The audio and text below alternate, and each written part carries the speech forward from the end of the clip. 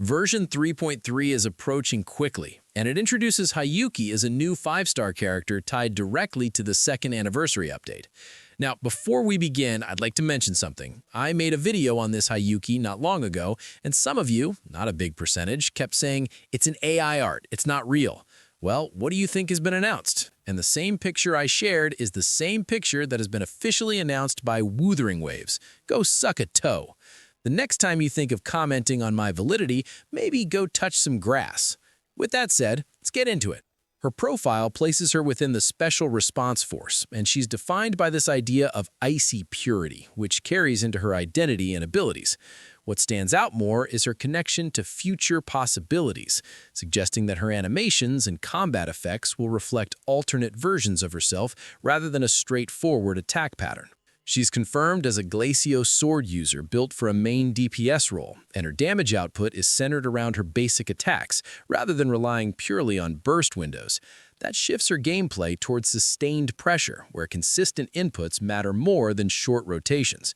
There's also mention of sword waves being generated during her combos, which likely extends her range and lets her maintain damage uptime without being locked into close positioning. Her kit ties directly into the tune break system introduced in version 3.0, so she isn't operating in isolation. Alongside that, her primary mechanic revolves around a status effect called Glacio chafe. This effect applies continuous Glacio damage over time, and it builds in stacks up to a cap of 10. Each stack increases the damage being dealt while also slowing the target, which means enemies gradually lose mobility as the effect ramps up.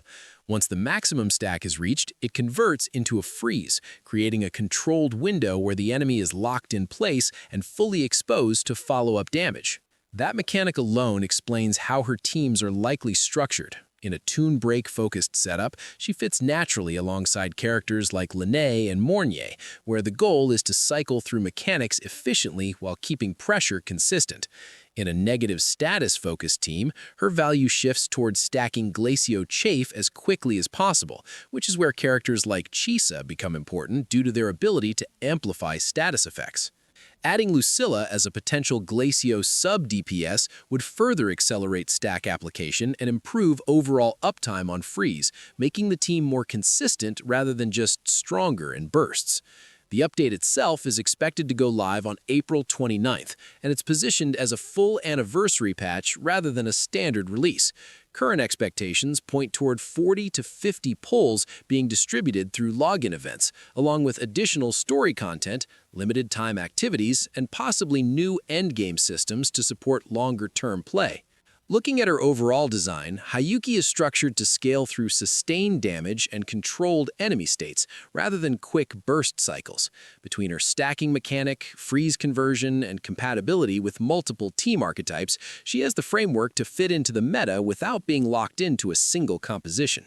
That's everything you need to know about Hiyuki right now. As more details come out closer to 3.3, her exact numbers and team priority will become clear, so it's worth keeping an eye on how her scaling and interactions evolve. If you're planning to pull, start thinking about which direction you want to build her in, because her flexibility is where most of her value sits. But what do you think? Let me know your thoughts in the comments below. If you enjoyed this breakdown and found it helpful, make sure to subscribe for more. Thanks for watching, take care, and I'll catch you in the next one. Peace.